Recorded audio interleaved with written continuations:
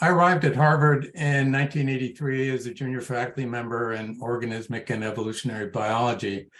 And although I spent my early years, like most new faculty members, working to build my resume and secure as strong a base as I could at Harvard, by the time that I, at a very early age, became the director of the Harvard Forest in 1990, and the head of the long-term ecological research program based there, I became convinced that all of what we were doing in our research base was for naught if we didn't apply it directly to the way that land is managed, land is conserved, and people ultimately live their lives in relationship to the land.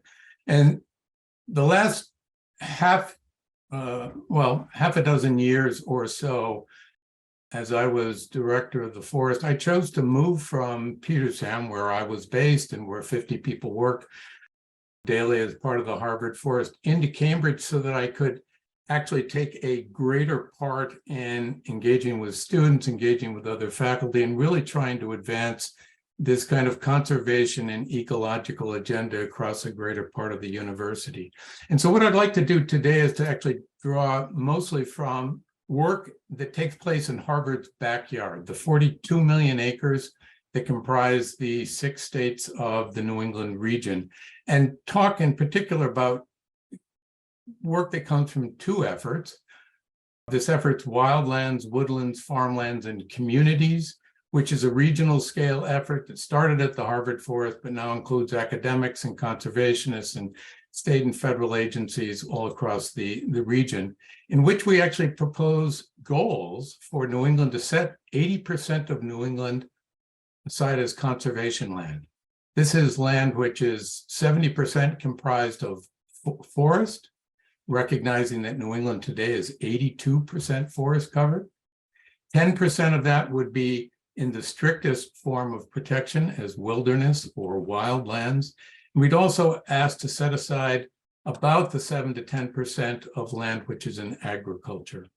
And the second study that I'm going to talk about and refer to is a new study that's coming out this next month in May, which tabulates and maps all of the wildland areas in New England. And this is actually the first time any place in one region in the United States that all of the public and private, so public, federal, and state, and municipal, and private, nonprofit organizations and individuals, land which is dedicated to nature and to allow nature to be forever wild in a permanent way in which impact and management by humans is minimized.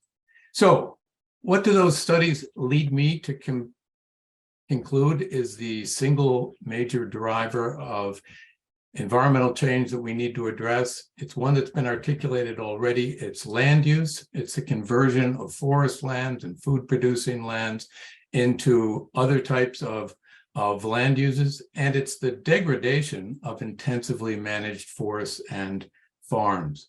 The 3 major crises that we're dealing with globally of climate change, biodiversity loss, and human welfare are all inextricably tied to land use change and all must be addressed simultaneously by looking at the way that we live and what we're dealing with the earth.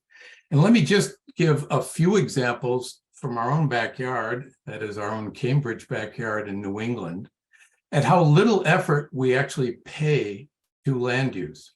So for the last 25 years, New England has been losing 25,000 acres of forest every single year. It's 82% forest cover, and we treat that just in a completely lackadaisical fashion.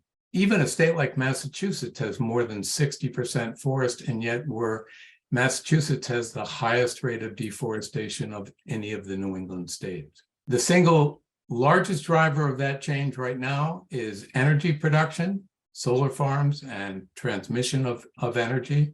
Only 25% of New England is currently protected, and most states have extremely weak targets.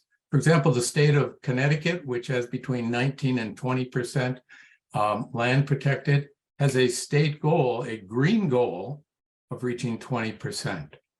Only the state of Vermont, which has a bill in the legislation right now that proposes to conserve 50% of that state by 2050, is even coming close to the kind of broad and ambitious goals that we need. So let me just end by something I'll come back to, which is that academic institutions play a key role in informing people and acting on land use change. And that's something that we should consider much more within this forum and beyond. Thanks.